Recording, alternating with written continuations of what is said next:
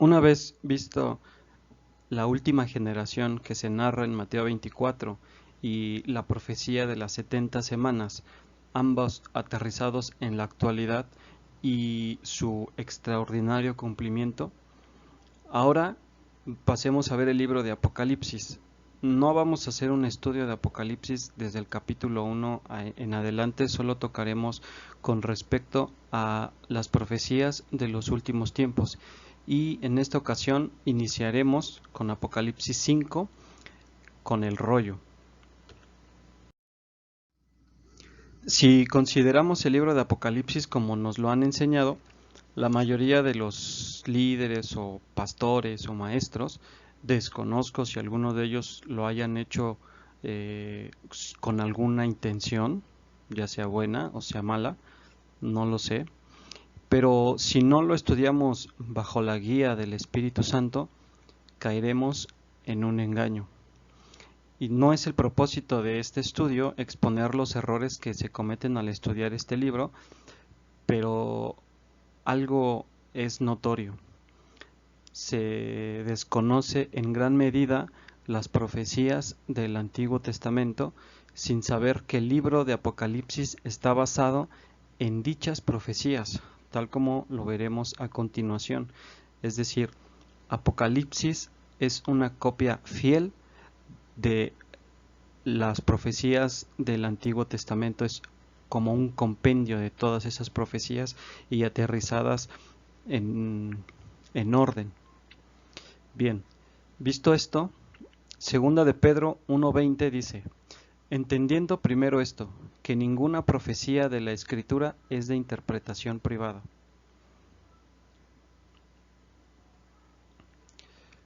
En el Salmo 119, versículo 160, dice: la suma de tu palabra es verdad.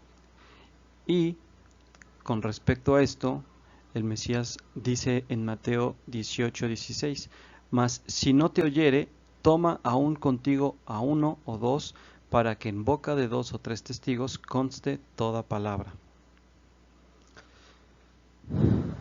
Es decir, para hacer una interpretación verídica se debe tener el respaldo de dos o más testigos, considerando el texto tanto literal como profético de dichos pasajes. Y sobre todo, lo más importante es la guía del Señor, la guía del Espíritu, mediante la paz espiritual que nos da el Señor cuando nos está guiando.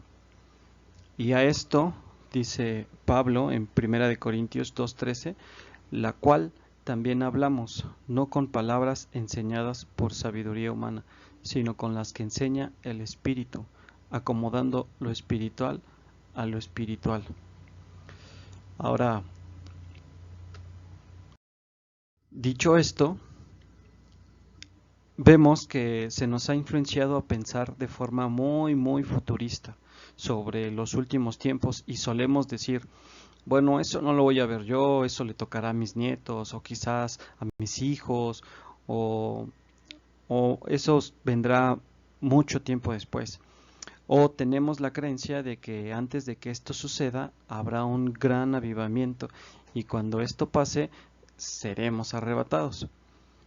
En algunos casos creemos que seremos arrebatados todos los que creímos y, entre comillas, recibimos al Señor antes de comenzar la tribulación y luego sigue la gran tribulación.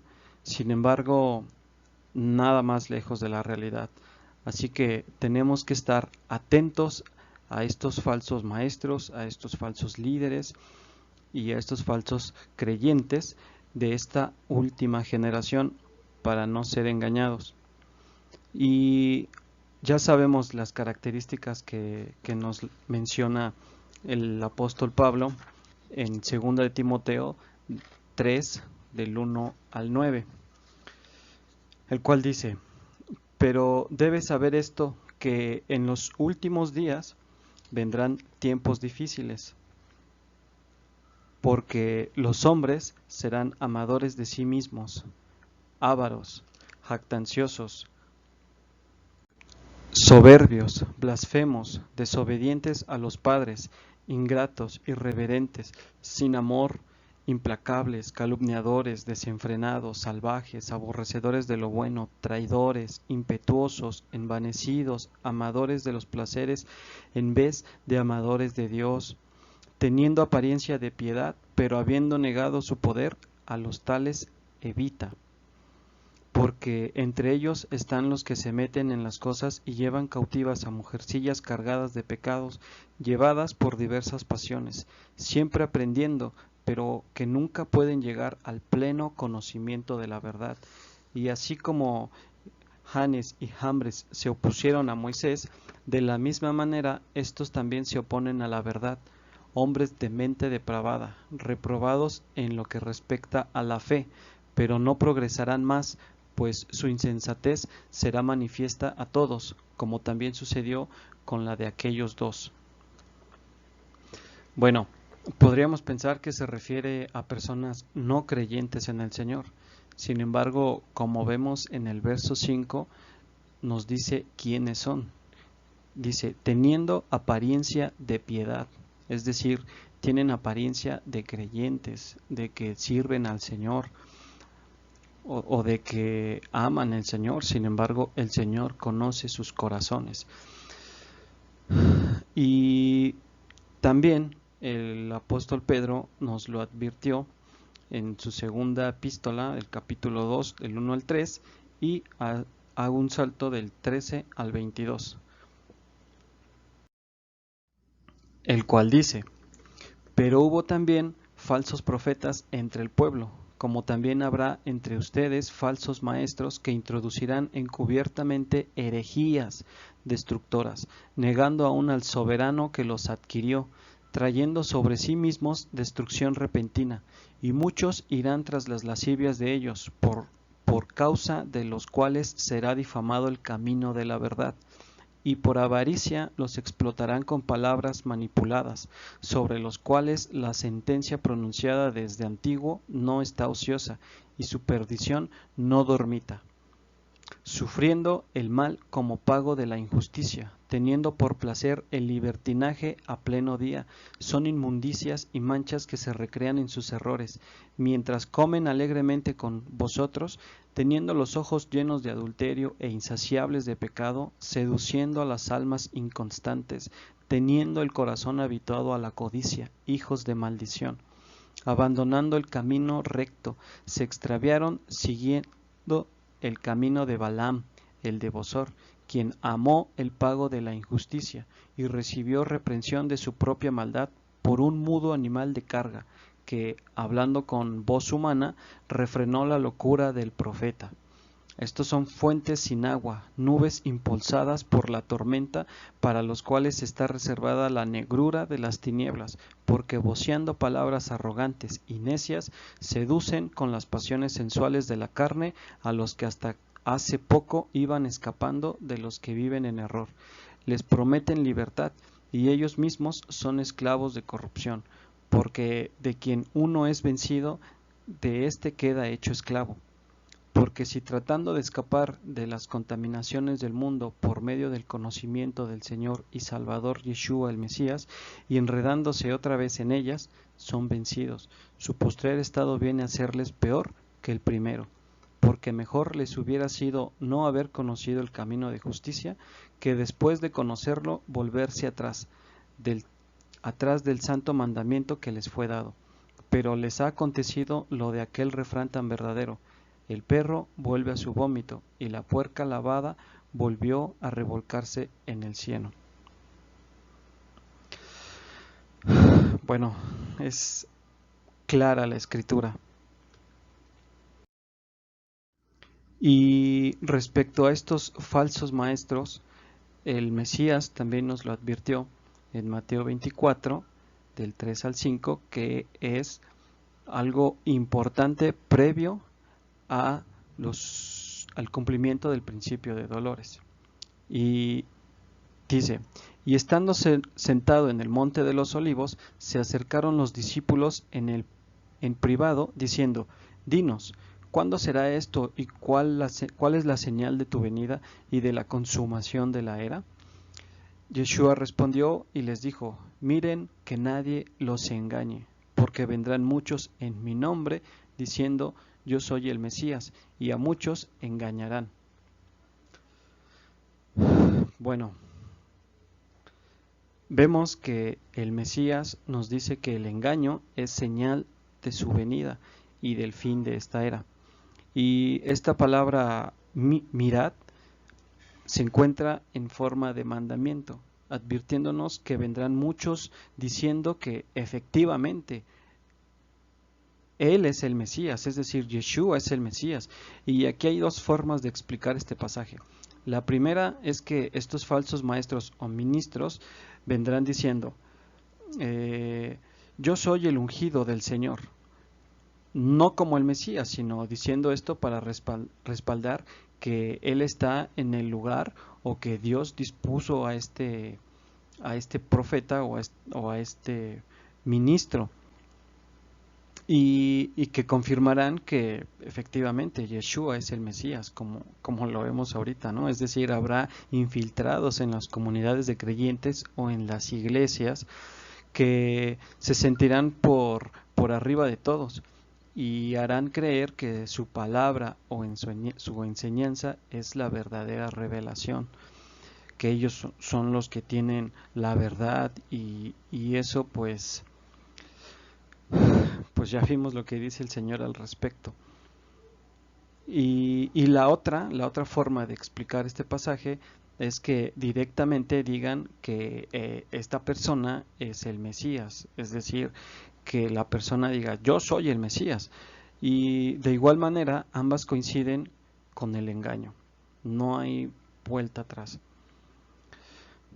Entonces, no se olviden de este párrafo ya que lo trataremos más adelante. Sin embargo, la forma de identificar a estas personas es fácil, ¿no? Ya que, como dice el Mesías, por sus frutos los conocerán. Si van a hacer algo con respecto al Evangelio en forma de negocio o van a comercializar algo referente a la fe o alguna revelación, bueno, pues es indicio de algo que no es tan sano. Dice Mateo 10, del 7 al 10. Id pues y proclamad diciendo, el reino de los cielos se ha acercado. Sanad enfermos, resucitad muertos, limpiad leprosos, echad fuera demonios. De gracia recibieron, den de gracia. No se provean de oro, ni de plata, ni de cobre en sus cintos, ni de alforja para el camino, ni de 2 túnicas, ni de sandalias, ni de bordón, porque digno es el obrero de su alimento. Y hay quienes utilizan el verso 10 para justificar el pedir algo, ¿no? Es decir, bueno, hay que comercializar algo referente a la fe porque también necesitamos ese alimento, ¿no? Sin embargo, no es lo mismo pedir al pueblo a que el pueblo lo dé de forma de bendición. Y ya que en realidad Dios es el que sabe las necesidades que nosotros tenemos y Él es el que nos provee. Por eso dice, de gracia recibieron, den de gracia.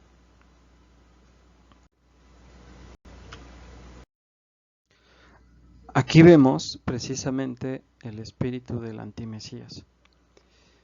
Y esto es un tema tan delicado que puede herir a muchos por el concepto religioso que tenemos. Sin embargo, se nos ha mandado a contender por la fe. El problema es que se nos ha hecho creer que el antimesías es una especie de un oponente del Mesías, es decir, alguien que va evidentemente en contra del Mesías. Alguien que va en contra de lo religioso o va en contra de Dios. Y aunque eso es cierto en parte, no es como lo pintan. Podríamos pensar en personas muy malvadas como Hitler o incluso Mussolini, donde a Hitler muchos lo han llamado prototipo del anticristo, que aunque fue un ser muy malvado, pero hubo personas que estuvieron detrás de ellos y personas mucho más malvadas Y esto no significa meramente que sea de este tipo como Hitler, como Mussolini. Si, si nosotros nos dejamos llevar por este pensamiento, bueno, seremos muy fácilmente engañados. Y este quizás sea el pensamiento predominante con respecto al anticristo. Pero esto demuestra que estas personas malvadas que se han infiltrado dentro de las iglesias han hecho un excelente trabajo de desviar la atención, ya que en realidad la palabra anticristo se compone de dos palabras. En griego, la palabra anti, que significa en lugar de o debido a, y la palabra Christos, que significa ungido, el Mesías. Es decir, el anticristo es alguien que ocupará el lugar o título de Mesías, o saldrá de alguna institución religiosa usando ese título para, para engañar a muchos de la verdad, por lo que sus enseñanzas estarán basadas en lo positivo o en lo bueno, o como lo vemos en el árbol del conocimiento del bien y del mal, y como lo vimos anteriormente, estarán basadas también en aprender solamente y no en llegar al conocimiento pleno de la verdad. Y esto es muy, muy, muy serio. No hay que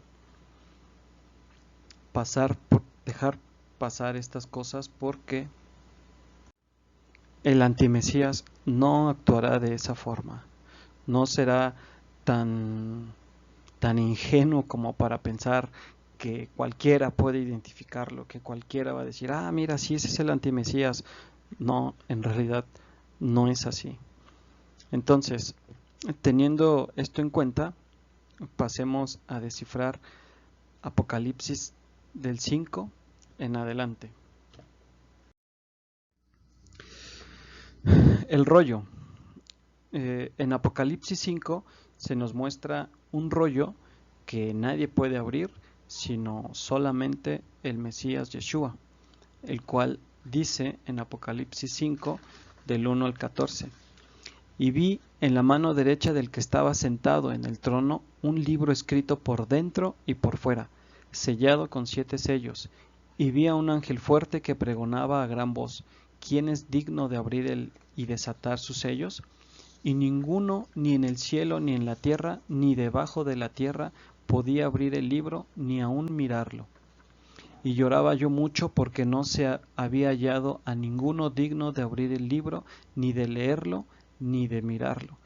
Y uno de los ancianos me dijo: no llores, he aquí que el león de la tribu de Judá, la raíz de David, ha vencido para abrir el libro y desatar sus 7 sellos. Y miré, y vi que en medio del trono y de los 4 seres vivientes y en medio de los ancianos estaba en pie un cordero como inmolado, que tenía 7 cuernos y 7 ojos, los cuales son 7 espíritus de Dios enviados por toda la tierra. Y vino y tomó el libro de la mano derecha del que estaba sentado en el trono. Y cuando hubo tomado el libro, los 4 seres vivientes y los 24 ancianos se postraron delante del Cordero. Todos tenían arpas y copas de oro llenas de incienso, que son las oraciones de los santos. Y cantaban un nuevo cántico, diciendo: digno eres de tomar el libro y de abrir sus sellos, porque tú fuiste inmolado, y con tu sangre nos has redimido para Dios de todo linaje y lengua y pueblo y nación, y nos has hecho para nuestro Dios reyes y sacerdotes, y reinaremos sobre la tierra. Y miré y oí la voz de muchos ángeles alrededor del trono, y de los seres vivientes y de los ancianos, y su número era millones de millones, que decían a gran voz: el Cordero que fue inmolado es digno de tomar el poder, las riquezas, la sabiduría, la fortaleza, la honra, la gloria y la alabanza, y a todo lo creado que está en el cielo y sobre la tierra y debajo de la tierra y en el mar, y a todas las cosas que en ellos hay. Oí decir: al que está sentado en el trono y al Cordero sea la alabanza, la honra, la gloria y el poder por los siglos de los siglos. Los 4 seres vivientes decían Amén, y los 24 ancianos se postraron sobre sus rostros y adoraron al que vive por los siglos de los siglos. Pero, ¿qué significa este rollo? ¿A qué hace referencia? Bueno, como lo hemos mencionado, tenemos que recurrir a las Sagradas Escrituras para poder entenderlo. Y para esto leamos lo que dice Zacarías del 1 al 4.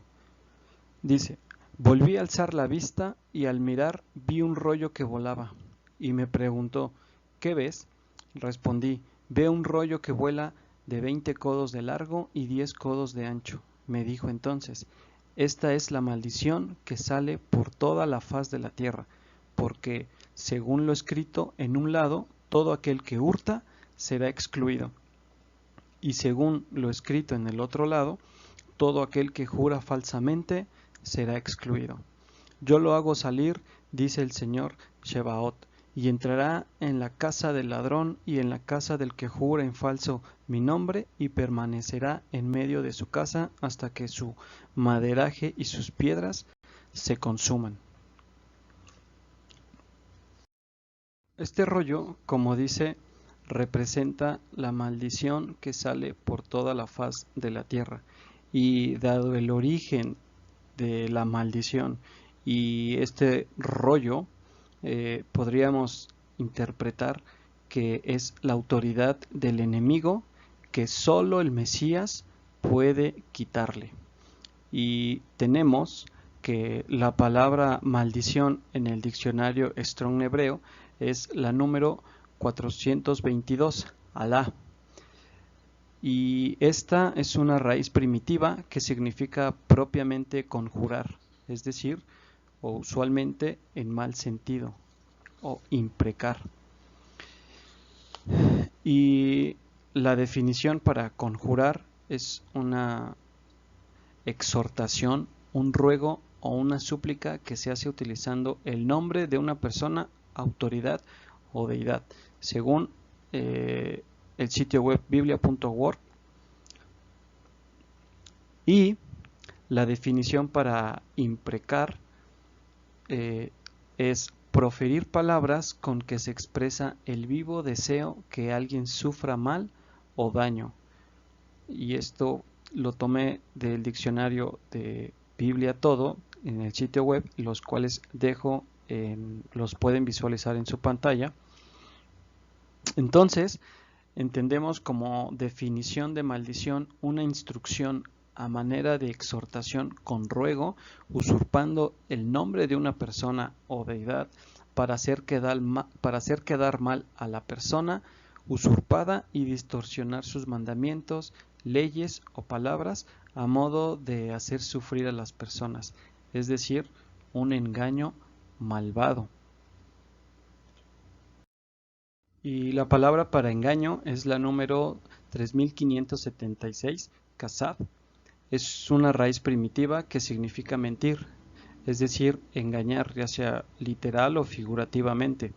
Y de aquí se deriva la palabra número 391, aksab, que significa falsedad, por implicación, traición.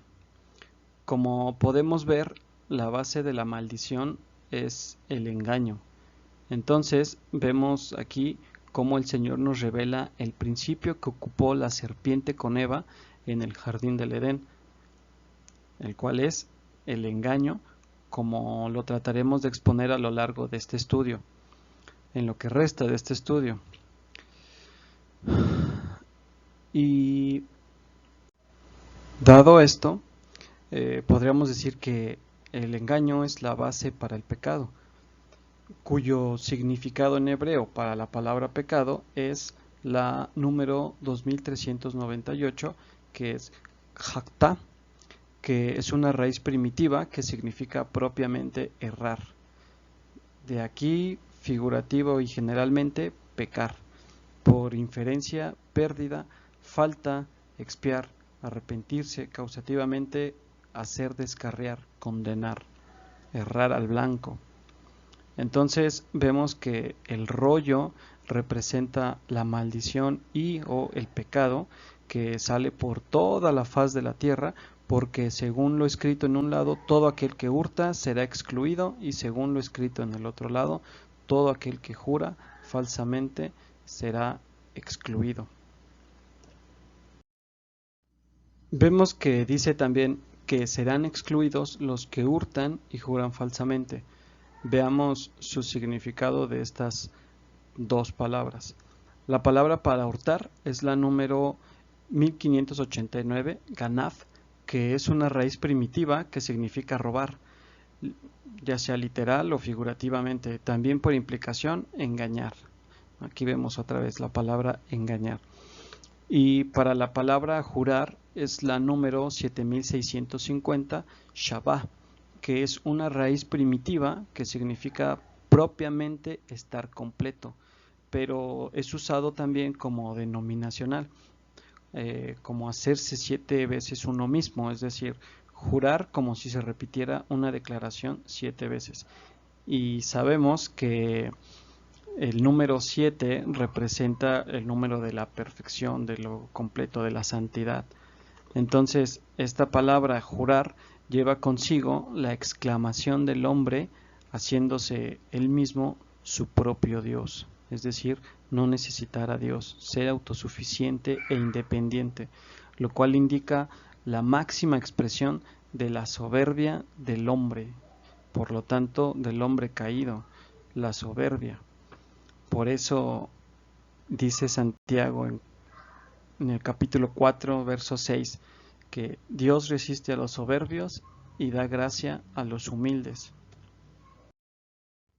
Vemos en resumen que el pecado es una traición al Espíritu Santo, que inicialmente se basa en el deseo del enemigo para matarnos física y espiritualmente a través del engaño, de la mentira. Y este es el objetivo del enemigo, es decir, es encaminarnos hacia abajo, hacia la perdición, es querer matarnos en todos los aspectos. Y que esto se manifiesta aparte de lo que es evidentemente negativo, como por ejemplo mentir, robar, hacer cosas ilícitas, asesinatos y todo lo que es malo en cualquier aspecto, pero también está en el deseo disfrazado de algo bueno, es decir, hacer algo por encima de cualquier instrucción dirigida por el Eterno.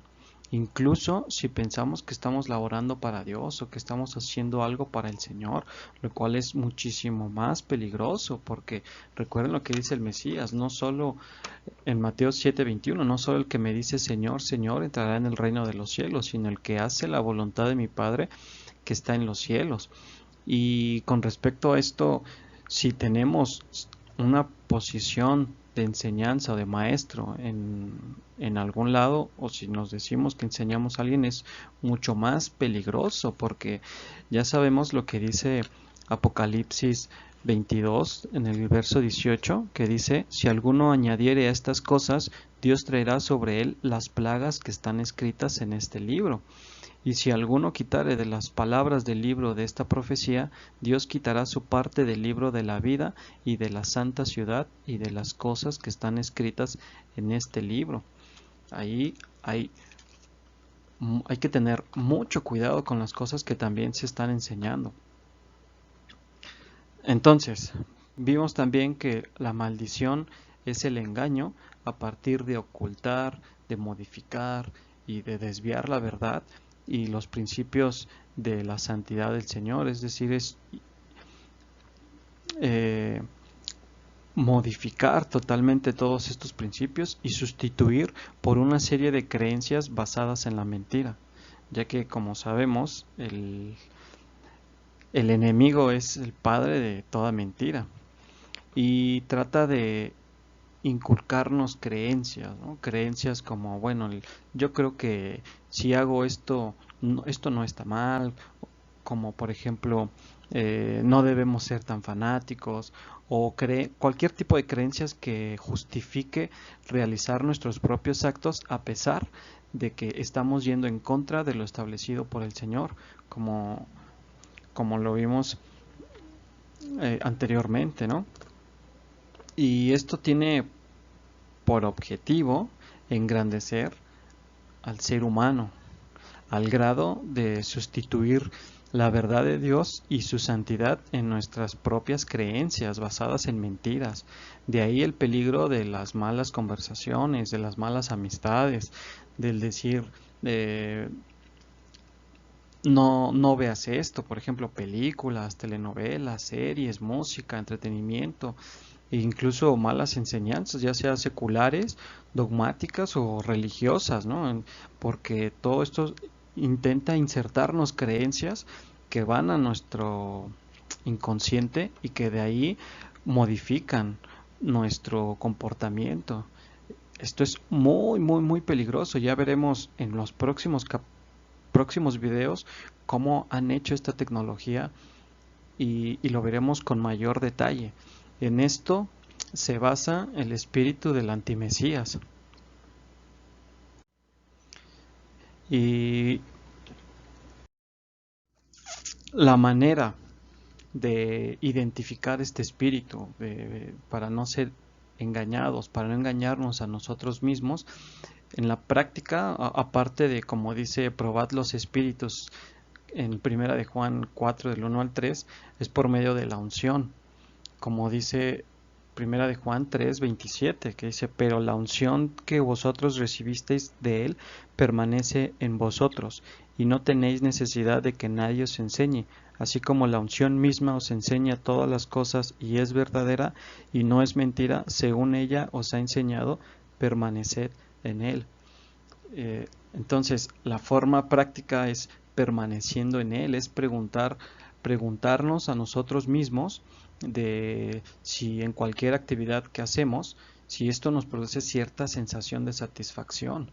Por ejemplo, si nosotros nos sentimos bien en hacer un guiso, pues ahí hay algo que nos debe de encender las señales de alarma. Si nosotros hacemos bien algo, o cualquier tarea en la escuela o incluso en nuestra apariencia, el vernos bien, bueno, eso es cuestión de también de considerar al Señor en todas estas cosas, ¿no? Ahora, estos son eh, sentimientos que nos pueden producir autosuficiencia y que poco a poco, de manera muy sutil, se pueden ir incrustando en nuestro pensamiento y tarde o temprano esto, cuando volteemos, ya vamos a estar muy alejados del Señor. Luego nos preguntamos, bueno, pero es que no hice nada malo, no hice algo que me haya alejado del Señor. Claro, no es que se haya hecho algo malo, evidentemente, pero cualquier cosa que nos produzca autosatisfacción, eso nos tiende a alejarnos del Señor y ya lo veremos más adelante en el principio de la marca de la bestia, que lo veremos en futuros videos. Ahora, si esto es motivo de que nos pueda alejar del Señor por el espíritu del antimesías, cuanto más si la sociedad reconoce nuestros logros o actividades, ¿no? Y nosotros nos enorgullecemos de esto. Es muy, muy peligroso. Como dice Proverbios 27:21, el crisol prueba la plata y la hornaza el oro, y al hombre la boca de quien lo alaba. Respecto a esto también dice Primera de Corintios 3 del 12 al 15, y si sobre el fundamento alguno edifica oro, plata, piedras preciosas, madera, heno, hojarasca, la obra de cada uno se hará manifiesta, porque el día la mostrará, pues con fuego está siendo revelada, y el fuego probará la clase de obra de cada uno. Si la obra de alguno que sobreedificó permanece, recibirá recompensa. Si la obra de alguno es consumida por el fuego, sufrirá pérdida. Si bien él mismo será salvo, aunque así como a través del fuego. Entonces, si nosotros edificamos sobre cosas vanas, pues quiera el Señor tener misericordia de nosotros.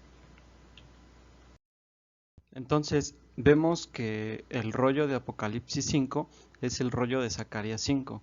el cual representa la maldad de toda la tierra y el modo que el enemigo ejerce autoridad sobre la creación, y que el único que puede abrir, es decir, revelar estos sellos, es el Cordero, quien fue el único en quien no se halló pecado ni falta alguna.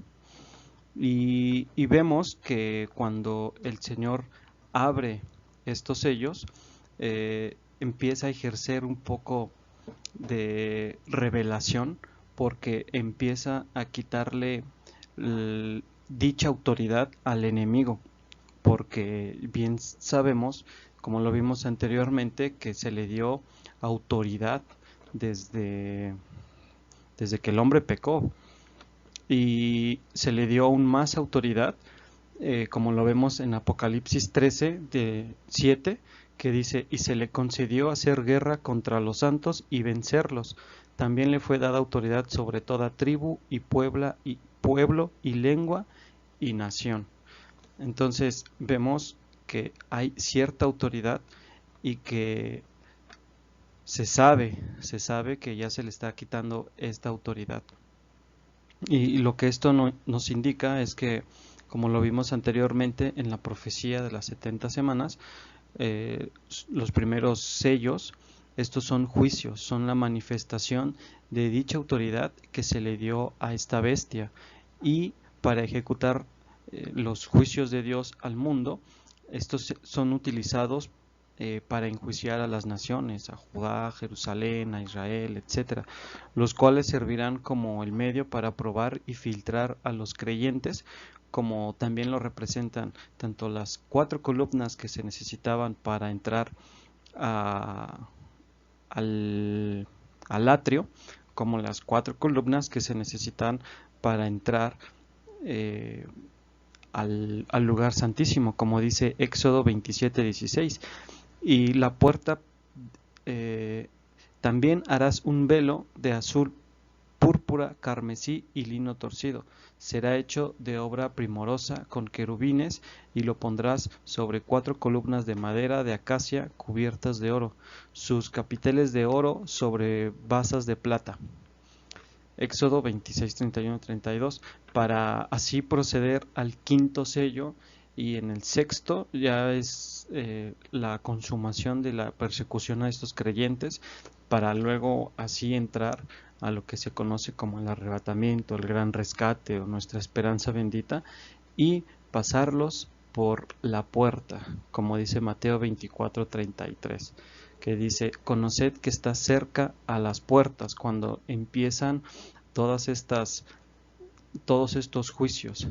Y esta puerta, que bien sabemos es el Mesías, como dice Juan 19, dice, yo soy la puerta, el que por mí entrare será salvo, y entrará y saldrá y hallará pastos.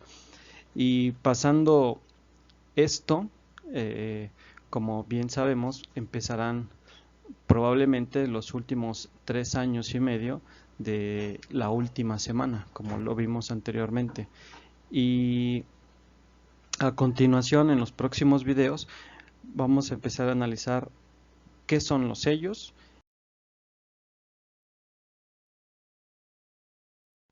y qué es lo que representan estos sellos que encontramos en Apocalipsis 6.